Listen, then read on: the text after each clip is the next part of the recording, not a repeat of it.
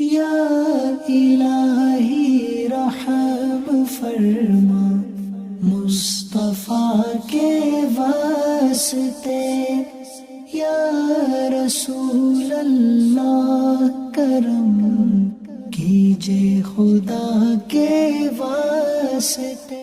مل کر اپنے پیارے آقا صلی اللہ علیہ وسلم کی خدمت عالیہ میں درود و سلام پڑھنے کی سعادت حاصل کی۔ ایک کتاب ہے، اس کتاب کا نام ہے دلائل الخیرات۔ اس کتاب کے اندر مختلف قسم کے درود پاک لکھے ہوئے ہیں۔ ایسی برکت والی کتاب ہے کہ اس کتاب میں لکھے ہوئے درود و سلام کو بعض لوگوں نے اپنا بنایا۔ اس کی برکت یہ ہوئی کہ ان میں سے بہت سارے خوش نصیبوں کو سرکار دو عالم صلی اللہ علیہ وسلم کا دیدار نصیب ہوا۔ دلائل الخیرات شریف ایک ایسی کتاب ہے، بہت سارے لوگ اس کو پڑھتے ہیں، باقاعدہ انہوں نے اپنے معمولات میں شامل کر رکھا ہوتا ہے، اور درود پاک کے متعلق یہ جو کتاب لکھی گئی ہے دلائل الخیرات، یہ لکھی ہے محمد بن سلیمان الجزولی رحمۃ اللہ تعالی علیہ نے۔ اس کتاب کے لکھنے کی وجہ بیان کرتے ہیں کہ میں نے اس کتاب کو کیوں لکھا۔ فرماتے ہیں کہ ایک مرتبہ میں سفر پر تھا، راستے میں نماز کا وقت ہوا اور مجھے وضو کی حاجت ہوئی۔ مجھے وضو کرنا تھا، لیکن جگہ ایسی تھی کہ دور دور تک مجھے پانی نہیں کہیں مل سکا۔ میں نے تلاش کیا، ایک کنواں ملا، اس کنویں کے اندر پانی تو موجود تھا، لیکن وہ اتنا گہرا تھا، اتنا نیچا تھا کہ رسی اور ڈول کی مدد کے بغیر اس کو باہر نہیں نکالا جا سکتا۔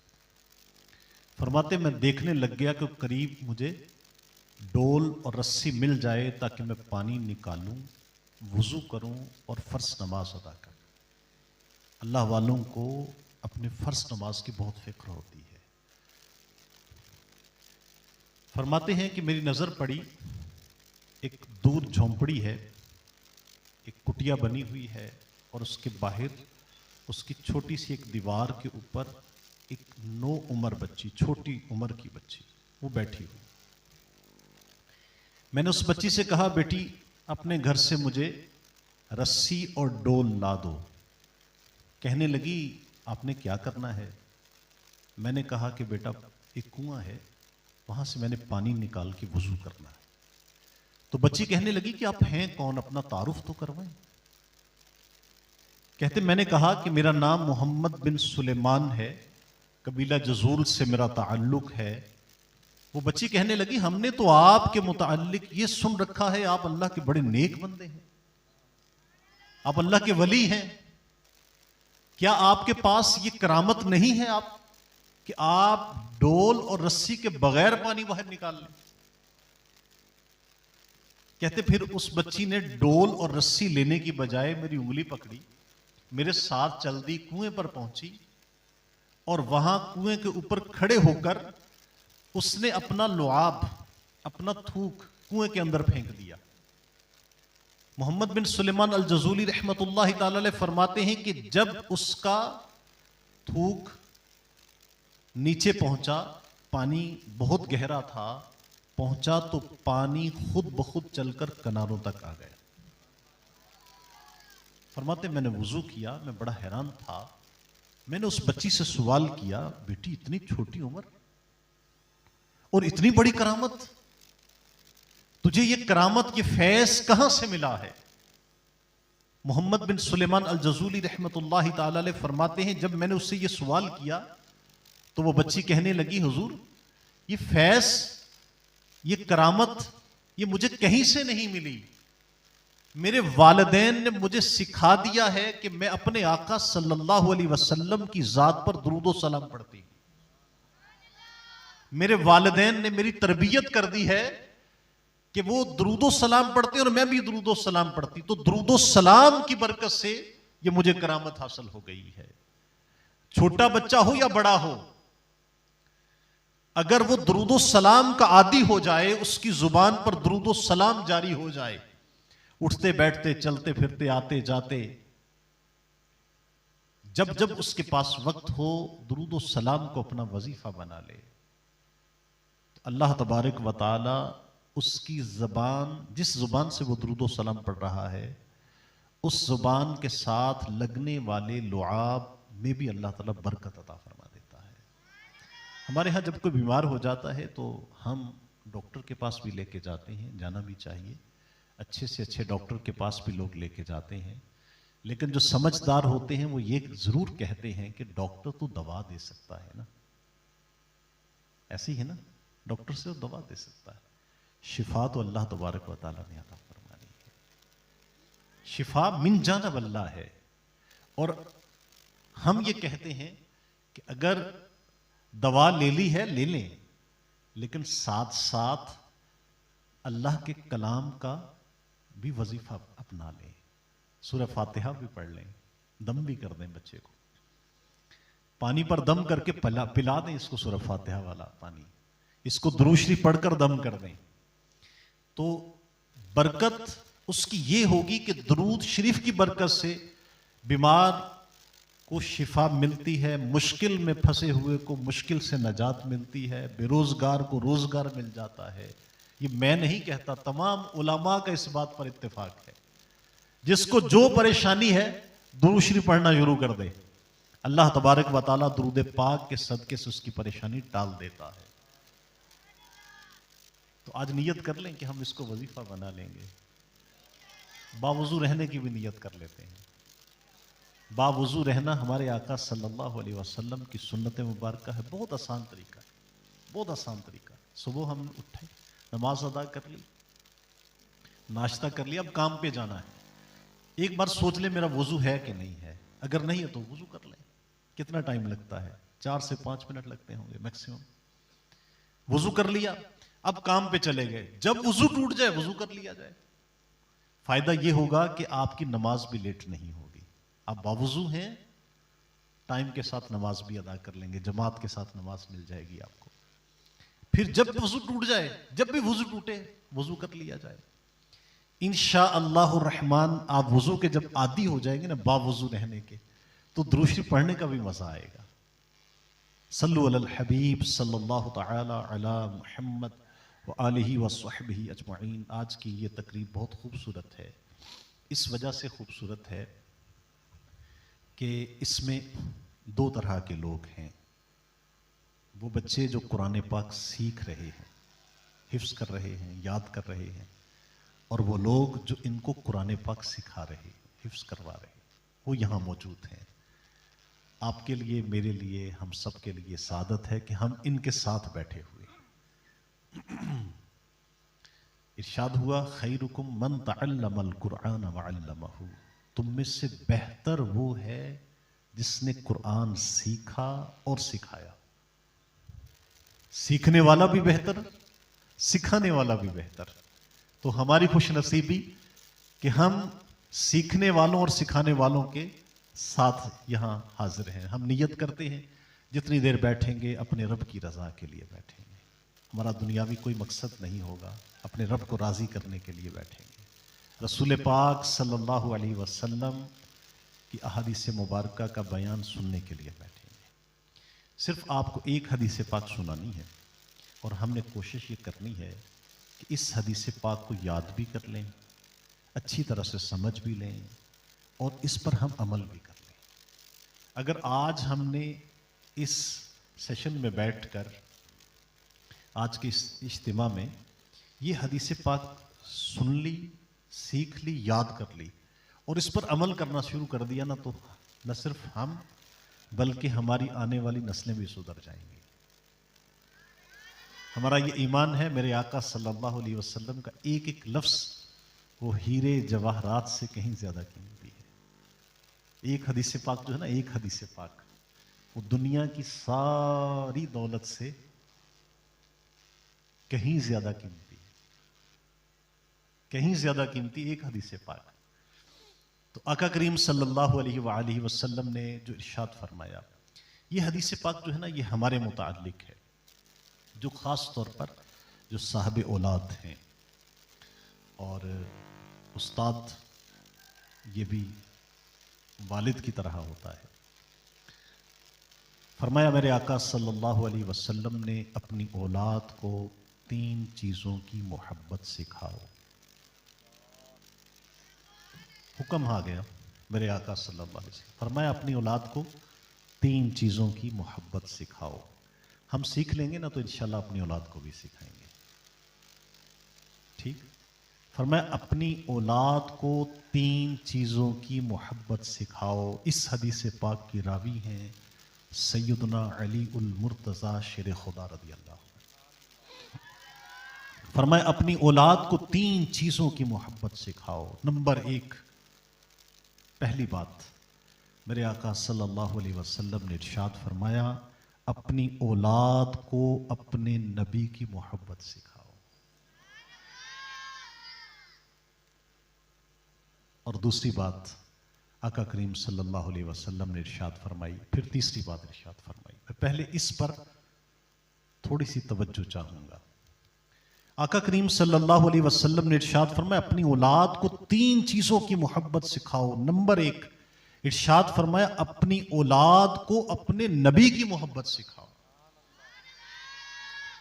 دیکھیں اللہ تبارک و تعالیٰ بچہ عطا فرماتا ہے، بیٹا ہم صاحب اولاد ہوتے ہیں تو ہمیں فکر پڑ جاتی ہے کہ اس کو کس سکول میں داخل کروائیں، اس کو کیا بنائیں. ڈاکٹر بنائیں، انجینئر بنائیں، پائلٹ آفیسر بنائیں، اس کو جنرل بنائیں، کرنل بنائیں، اس کو بزنس مین بنائیں، کیا بنائیں اس کو. خوش نصیب ہیں وہ جو یہ سوچتے ہیں مجھے اپنے بچے کو حافظ قرآن اور عالم دین بنانا ہے. وہ خوش نصیب ہیں.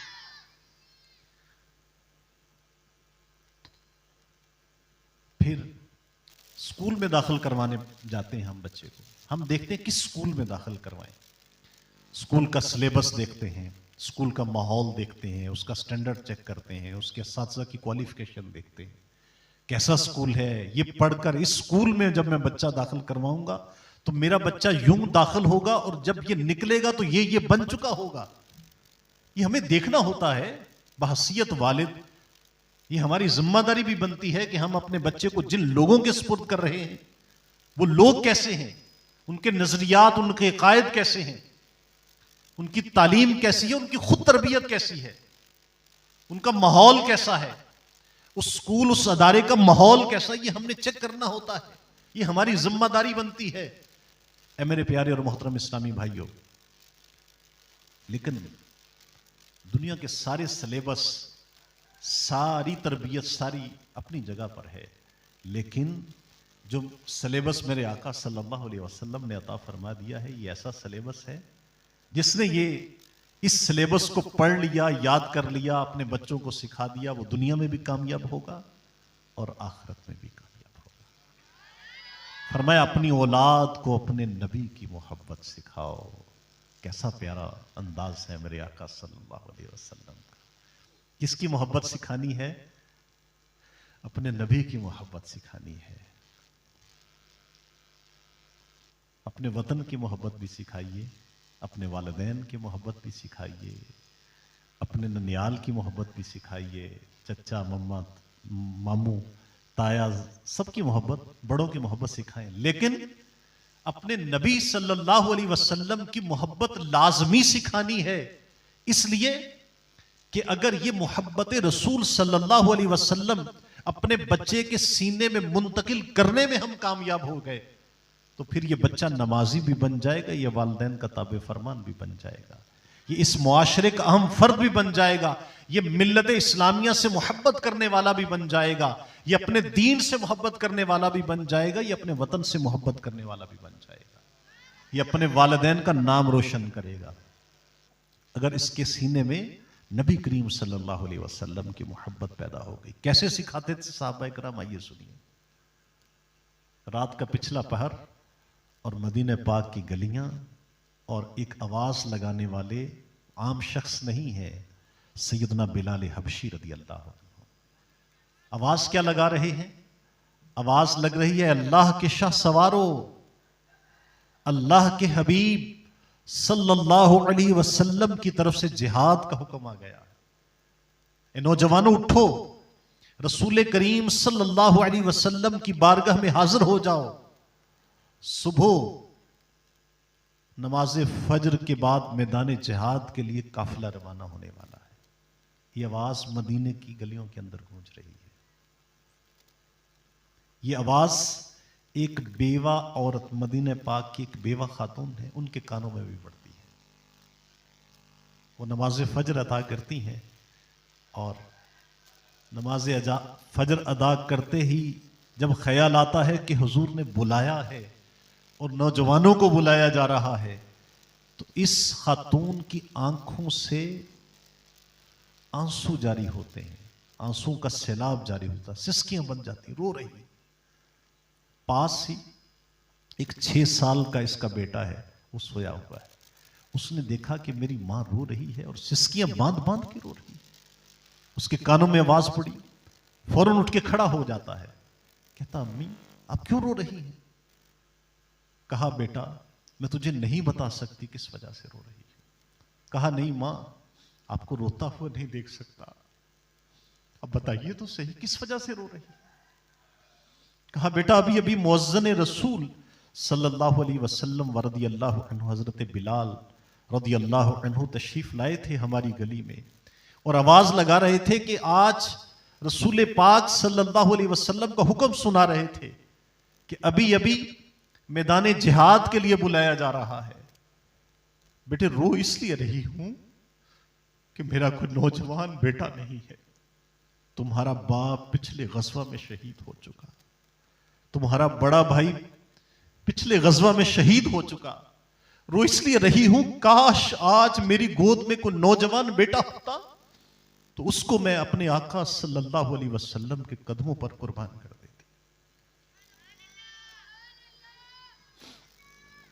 ماں کی آنسو صاف کیے 6 سال کے بچے نے اور اٹھ کر کھڑا ہو گیا. کہنے لگا امی آپ مجھے لے چلیے نا، میں بھی تو آپ کا بیٹا ہوں نا، مجھے لے چلیے، میں سرکار صلی اللہ علیہ وسلم کی بارگاہ میں حاضری دیتا ہوں. میں جہاد میں جاؤں گا، میں کافروں کے ساتھ لڑوں گا، میں اسلام کے لیے قربانی دوں گا، میں حاضر ہوں نا ماں. ماں کو حوصلہ مل گیا.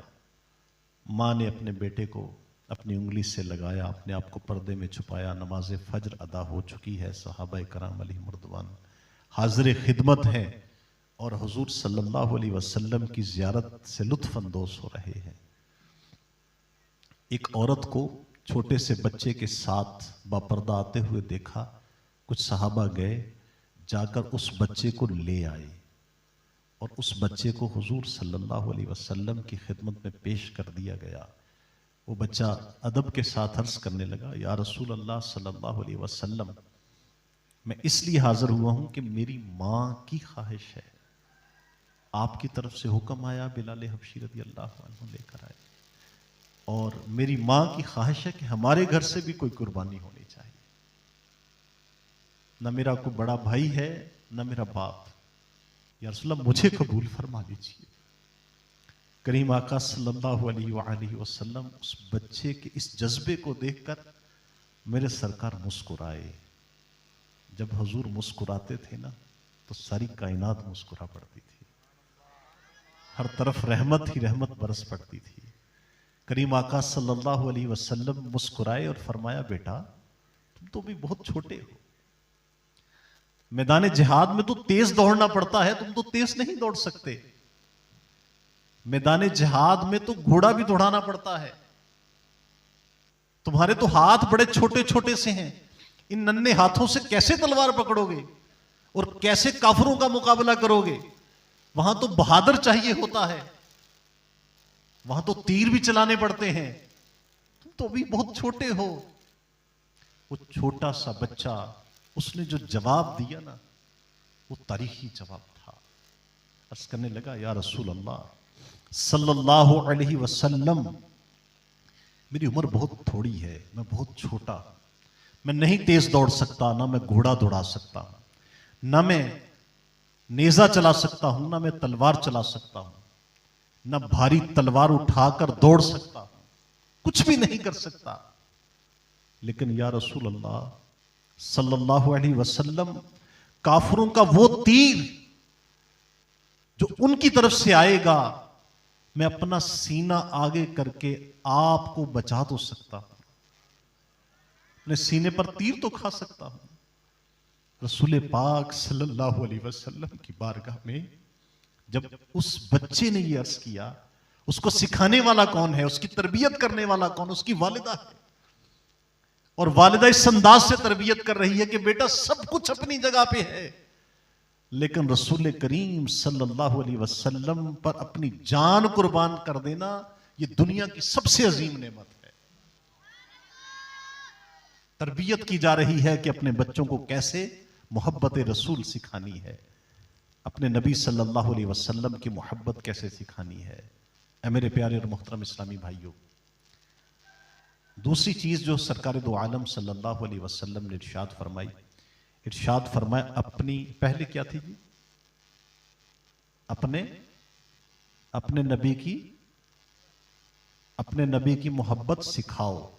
سرکار نے فرمایا اپنے نبی کی محبت سکھاؤ اپنے بچوں کو، ٹھیک ہے، خود سیکھیں گے تو سکھائیں گے نا۔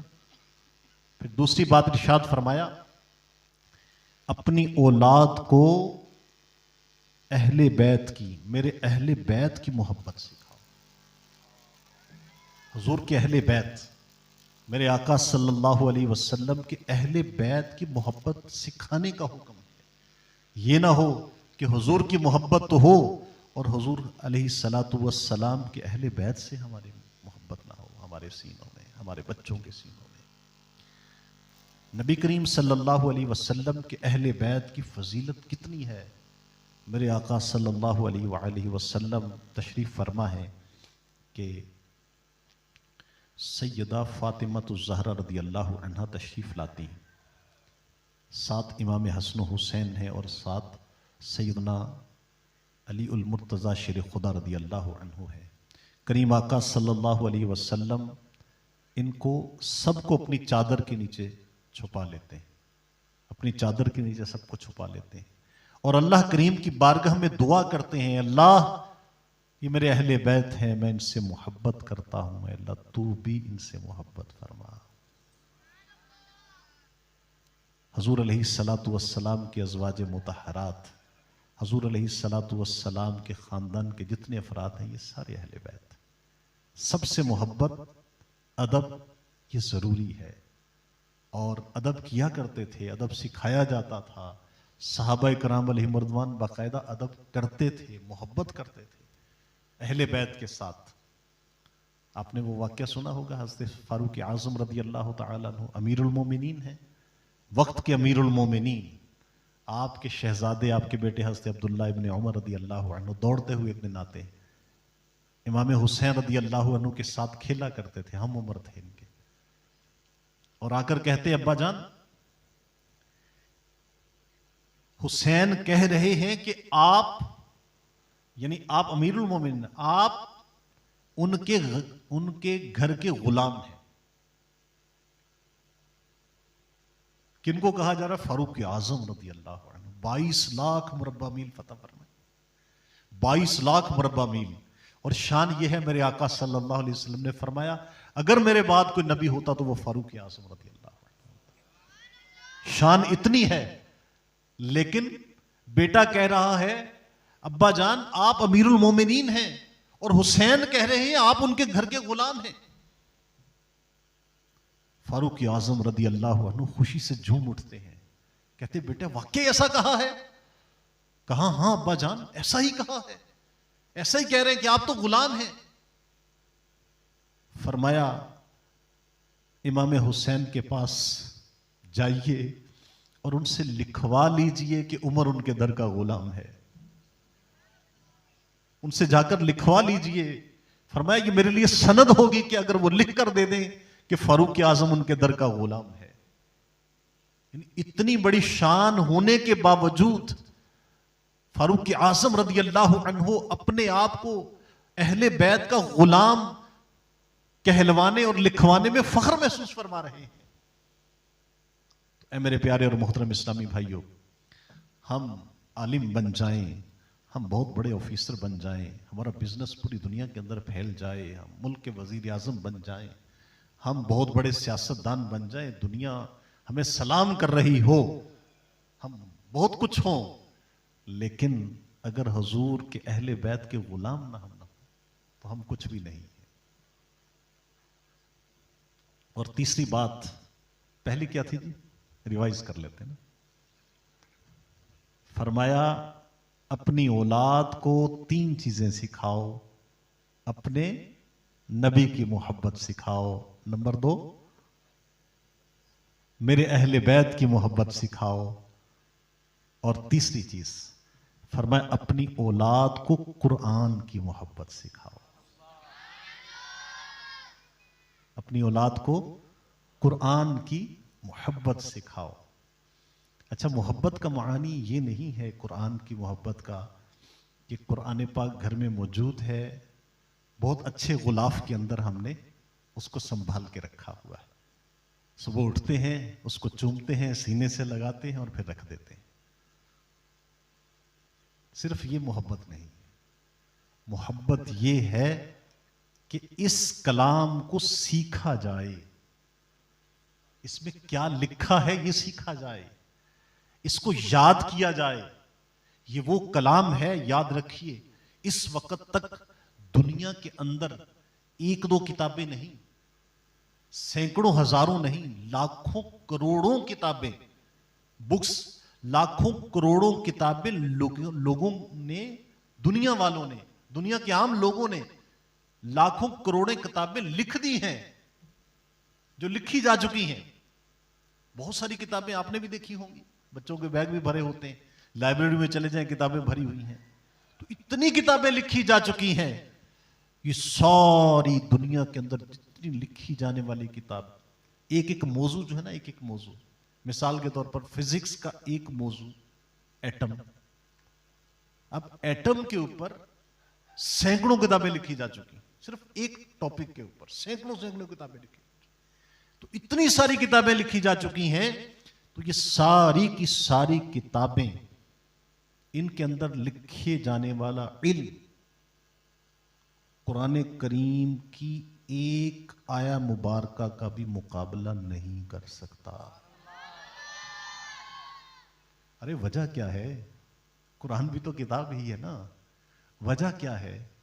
وجہ یہ ہے کہ نازل کرنے والا کوئی عام نہیں ہے، نازل کرنے والا کائنات کا مالک ہے، اور جن پر نازل ہو رہا ہے وہ بھی عام نہیں ہے، وہ کائنات کا مالک نازل کرنے والا ہے، اور جن پر نازل ہو رہا ہے وہ پوری کائنات کے قاسم بنا کے بھیجے گئے ہیں، پوری کائنات کے لیے رحمت بنا کے بھیجے گئے ہیں۔ تو یہ کلام، اس کو یاد کرنا، اس پر عمل کر، اس کو سیکھنا اور اس پر عمل کرنا، یہ قرآن کریم کی محبت ہے۔ اور اللہ کا کتنا کرم ہے کہ آج ہم قرآن سیکھنے والوں کے اندر بیٹھے ہوئے ہیں۔ آج ہمیں اپنی قسمت پر ناز کرنا چاہیے کہ یہ چھوٹے چھوٹے بچے، یہ جب قرآن پاک یاد کر رہے ہوتے ہیں نا، یاد کر رہے، جب گردان کر رہے ہوتے ہیں، صبح انہوں نے سبق سنانا ہوتا ہے، سبق کی اور منزل سنانی ہوتی ہے، تو جب یہ بیٹھ کر بڑی یوں جھوم جھوم کر قرآن پاک یاد کر رہے ہوتے، اور جب ان کے زبان سے الفاظ ادا ہو رہے ہوتے، اور جس جگہ پر بیٹھ کر یہ قرآن پاک یاد کر رہے ہوتے، جب یہ قرآن پاک کو دہرا رہے ہوتے ہیں، تو اللہ تبارک و تعالی کی رحمتیں ان پر چھما چھم برس رہی ہوتی ہیں، اللہ کریم کی جانب سے نور ان پر برس رہا ہوتا ہے۔ آپ اندازہ تو کیجئے، ایک شاعر جو ہے نا، وہ کوئی شعروں کی کتاب لکھتا ہے، اور لوگ اس کے اشعار پڑھتے ہیں، جب اس کو پتہ چلتا ہے میرے اشعار پڑھے جا رہے ہیں، بڑا راضی ہوتا ہے، حالانکہ عام سا بندہ ہے، عام سے اشعار ہوتے ہیں، جب اس کو پتہ چل جائے نا کہ یہ میرے لکھے ہوئے شعر پڑھ رہا ہے، تو اس سے بہت خوش ہوتا ہے کہ فلاں بندہ جو ہے نا وہ میرے اشعار پڑھتا ہے۔ ارے جب ایک شاعر اپنے لکھے ہوئے شعر پڑھنے والوں سے راضی ہوتا ہے، تو اللہ کریم جو پوری کائنات کا مالک ہے، سب سے اعلیٰ کتاب، اس کو یاد کرنے اور اس کی تلاوت کرنے اور اس پر عمل کرنے والوں سے کیوں راضی نہیں ہوگا؟ تو کتنا خوش نصیب ہے وہ والد اور والدہ اور گھر والے اور پڑھانے والے، کتنے خوش نصیب ہیں جن کو اللہ تبارک و تعالیٰ نے یہ سعادت بخشی کہ وہ سب سے بہترین کام کر رہے ہیں، ان کو بہترین لوگ قرار دے دیا گیا کہ یہ قرآن پاک سیکھنے والے اور سکھانے والے یہ بہتر ہیں تم میں سے۔ تو اے میرے پیارے اور محترم اسلامی بھائیوں، اس مدرسے کے اندر جو مجھے معلومات ملی ہیں ماشاءاللہ 75 راؤنڈ اباؤٹ 75 کے قریب یہاں پہ طلباء ناظرہ اور حفظ کر رہے ہیں ماشاءاللہ۔ یہاں پہ دنیاوی تعلیم بھی دی جاتی ہے ساتھ میں، اور 4 اساتذہ یہاں پر موجود ہیں جو قرآن کریم پڑھاتے ہیں، دنیاوی تعلیم بھی ان کو دیتے ہیں۔ اور آج الحمدللہ عز و جل جو مجھے بتایا گیا، یہاں پہ 10 ایسے طلباء ہیں جو الحمدللہ جن کا قرآن پاک مکمل حفظ ہو چکا ہے۔ غالباً 9 موجود ہیں، ایک شاید تشریف نہیں لا سکے، تو آج ان کی دستار بندی بھی ہوگی۔ ہماری سعادت ہے کہ ہم ان کے ساتھ دعاؤں میں شامل ہو جائیں۔ اپنے بچے کو اللہ تبارک تعالیٰ نے اگر ہمیں صاحب اولاد بنایا ہے نا، تو اپنے بچوں میں سے کم از کم ایک بچہ جو ہے نا، اس کو حافظ قرآن پلس عالم دین بنائیے۔ حافظ قرآن بھی بنائیں، ساتھ عالم دین بھی بنائیں۔ اچھا، اس لیے نہیں بنائے کہ انہوں نے کہ وہ جا کے مسجد سنبھال لی یا مدرسہ سنبھالنا ہے۔ یہ حفظ کرنا اور عالم بننا یہ مدرسہ اور مسجد سنبھالنے کے لیے نہیں ہوتا، یاد رکھیے۔ سعادت کی بات ہے اگر کہیں یہ مدرسہ سنبھال لیں، یہ بہت بڑی سعادت کی بات ہے، لیکن وہ بے شک آپ اس کو دکان پہ بٹھائیں، بے شک وہ دنیاوی کو جاب کر لے، جو بھی جائز شعبہ جات ہیں ان کے اندر وہ چلا جائے، لیکن اس کو عالم دین بنا دیں گے نا، تو اس کی تمام معاملات جو ہیں وہ اسلام کے مطابق ہوں گے، اس گھر کے سارے معاملات وہ دین اسلام کے مطابق ہوں گے، اور جہاں جہاں وہ جائے گا انشاءاللہ پیارے آقا صلی اللہ علیہ وسلم کی سنتوں کو عام کرتا چلا جائے گا۔ عالم دین ضرور بنائیے، حافظ قرآن پہلے بنائیے، پھر عالم دین بنائیے۔ یہ ادارہ یہاں پہ ماشاءاللہ پہلے میں گزرتا تھا تو مجھے لگتا تھا شاید کچھ نہیں ہے یہاں پہ، تو آج اندر آئے ہیں اور ماشاءاللہ یہاں پہ جو اساتذہ کرام ہیں، غلام مصطفیٰ بھائی اور یہ دوسرے اسلامی بھائی حسن بھائی، یہ ماشاءاللہ کافی دیر سے میری ان کے ساتھ ملاقات ہے۔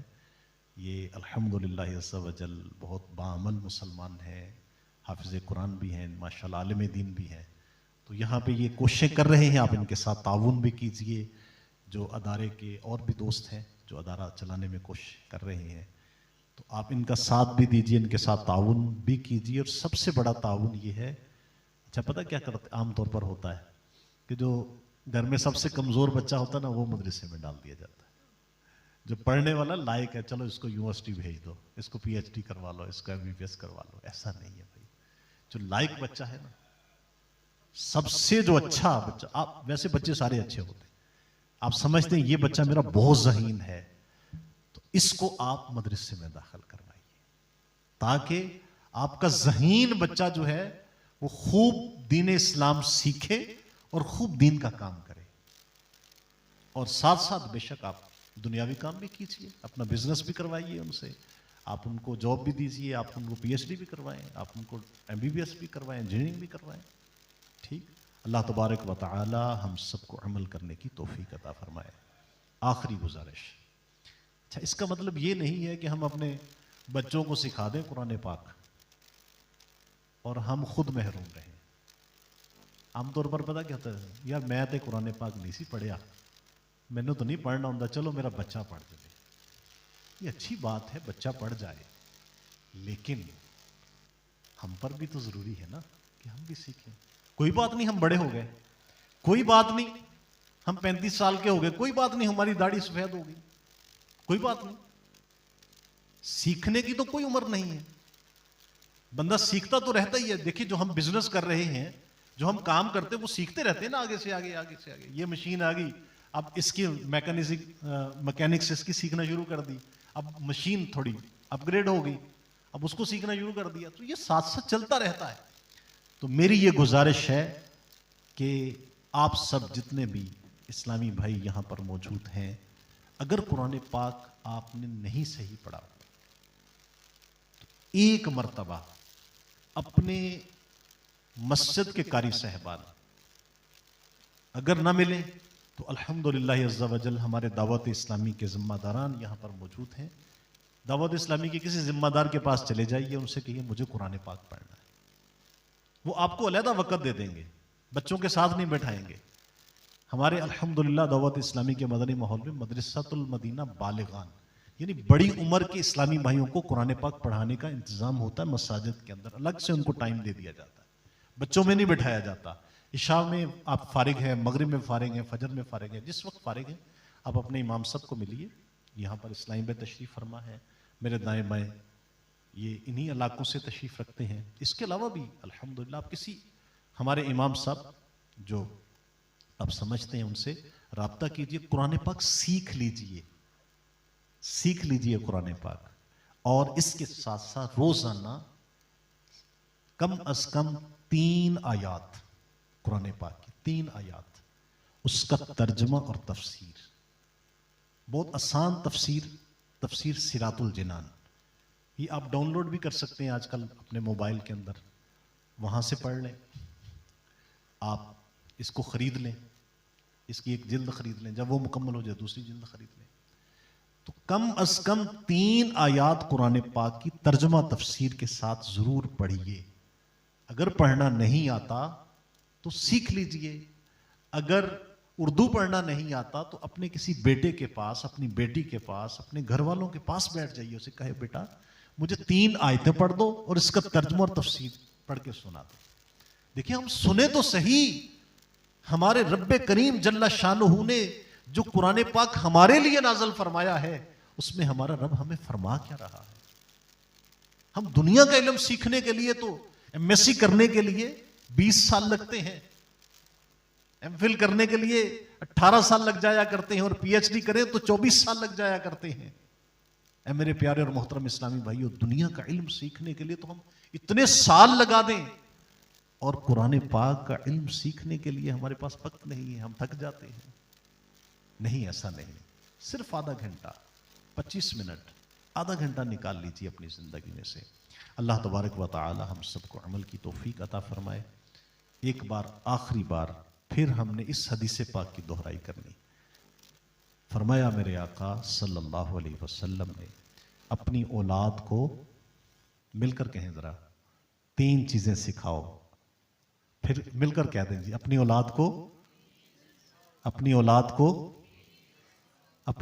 کو نمبر 1، اپنی اولاد کو اپنے نبی کی محبت سکھاؤ. اب آپ نے مل کر کہنا ہے، اپنی اولاد کو اپنے نبی کی محبت سکھاؤ. دوسری چیز، اپنی اولاد کو میرے اہل بیت کی محبت سکھاؤ، حضور کے اہل بیت، ٹھیک ہے. اور تیسری چیز، اپنی اولاد کو قرآن کی محبت سکھاؤ. اللہ تعالیٰ آپ سے راضی ہو، ہم سب سے راضی ہو. اللہ تعالیٰ عمل کی توفیق عطا فرمائے. دعوت اسلامی کا ہفتہ وار اجتماع فیضان مدینہ بائی پاس نزد میانی چوک پر دعوت اسلامی کا ہفتہ وار اجتماع ہر جمعۃ المبارک کو عصر سے مغرب ہوتا ہے. آپ اسلامی بھائی کو دعوت ہے، آپ تشریف لے کے آئیے، عصر کی نماز وہاں پڑھیے، عصر سے مغرب اجتماع میں شرکت کیجیے، اور مغرب کے بعد وہاں پہ صلاۃ والسلام کے بعد لنگر شریف کی ترکیب ہوتی. تو ہر جمعہ کو آئیے. اللہ تبارک و تعالی عمل کی توفیق عطا فرمائے.